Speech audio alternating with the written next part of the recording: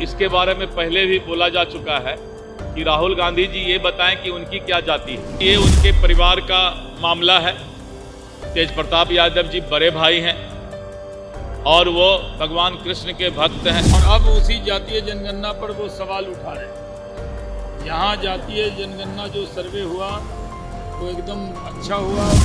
नहीं, कांग्रेसी नेता जो प्रदेश के हैं वो तो कहते हैं कि हम बड़े तीसमार खां हैं।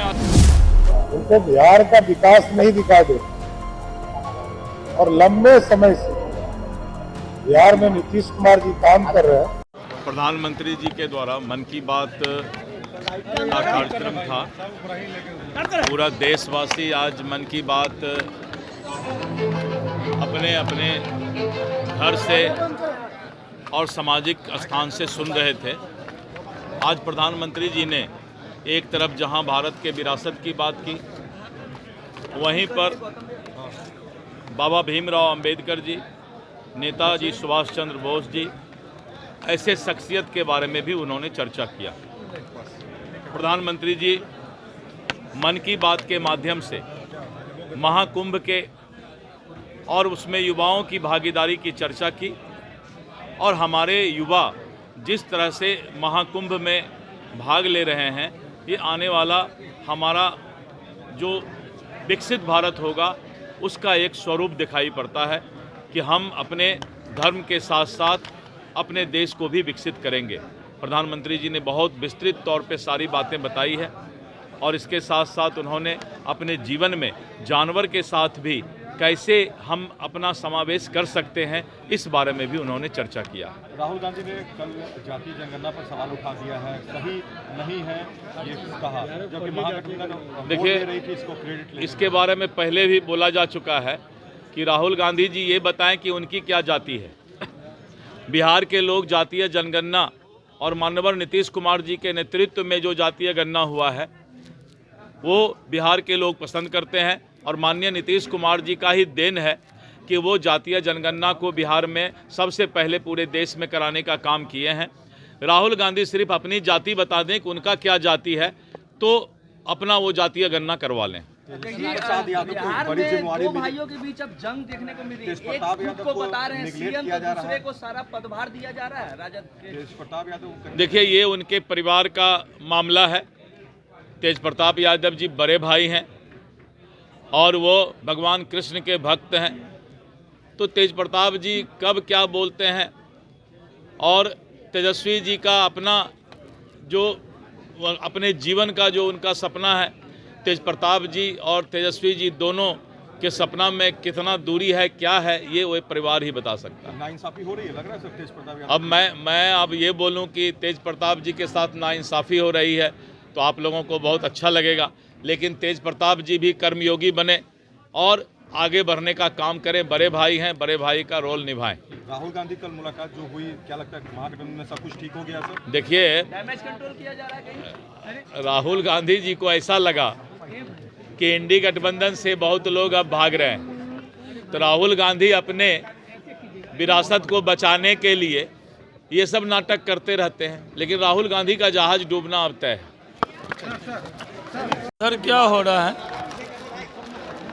तेज प्रताप यादव को कहीं ना कहीं सर कल राहुल गांधी पटना आए थे और उन्होंने बहुत सारी बातें इतना लंबे थोड़ी हैं हम, इसको नीचे की आराम सुनो, नीचे करो पहले आराम से। सम्राट जी वाला हाइट रखे हैं।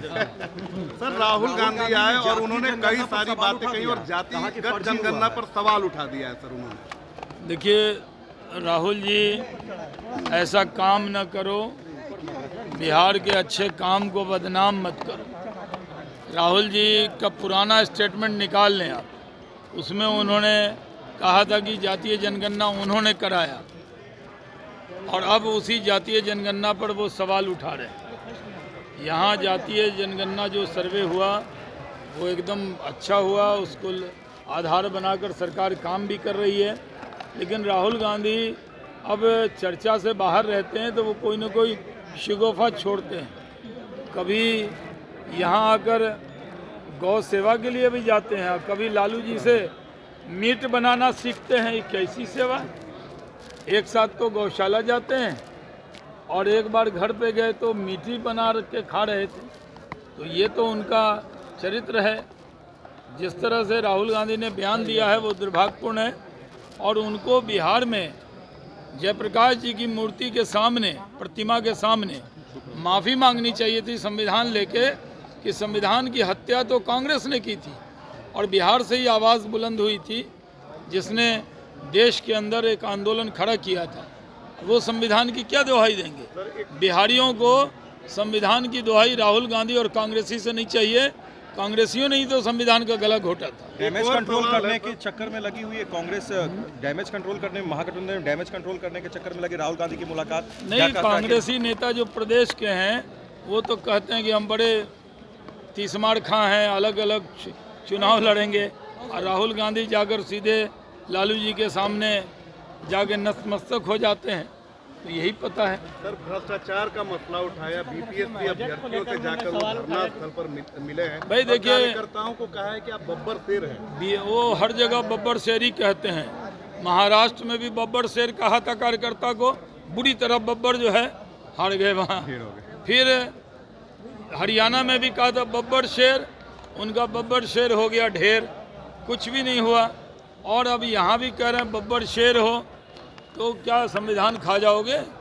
बब्बर शेर हो तो बिहार खा जाओगे? तेज प्रताप यादव को लगता है कि नजरअंदाज किया जा रहा है। तेज प्रताप यादव को नजरअंदाज किया जा रहा है राष्ट्रीय जनता दल की, और एक तरह से तेजस्वी यादव को पूरी कमान मिल गई आरजेडी। तेज प्रताप यादव नजरअंदाज किया जा रहा है। लालू जी अभी स्वस्थ हैं, लेकिन अभी से उनसे कमान छीनी जा रही है और जबरदस्ती लालू जी से सारे अधिकार तेजस्वी जी ने ले लिए। ये तो मुगल काल में होता था, ऐसा तो कभी नहीं होता था। ये तो मुगल काल को भी भुला दिया। और जिस तरह मुगल काल में भाइयों के साथ व्यवहार होता था, वही व्यवहार आज राजद के लोग कर रहे हैं। मुगल काल की याद दिला दी है। धन्यवाद सर। इतना पॉलिटिकल प्रतिक्रिया हो गया। मानसिक रूप से बिहार व्यक्ति आए थे बिहार, इससे ज्यादा तो कोई नहीं। जातीय जनगणना पर भी उन्होंने सवाल उठाया है। वही तो मैंने कहा कि मानसिक रूप से राहुल गांधी बीमार हो चुके, उनको बिहार का विकास नहीं दिखाई देता। और लंबे समय से बिहार में नीतीश कुमार जी काम कर रहे हैं, बिहार विकास की ओर आगे बढ़ रहा है। बीपीएस के अभ्यर्थियों से मिला उनकी मुलाकात में बिहार में भ्रष्टाचार के मसले को भी प्रमुखता से राहुल गांधी ने इस तरह का भ्रष्टाचार उनको याद नहीं है। बोफोर्स उनको याद होना चाहिए, कोयला, 2G और उनके जीजा जी। राहुल गांधी को याद करना, हमें थोड़ी याद करना है।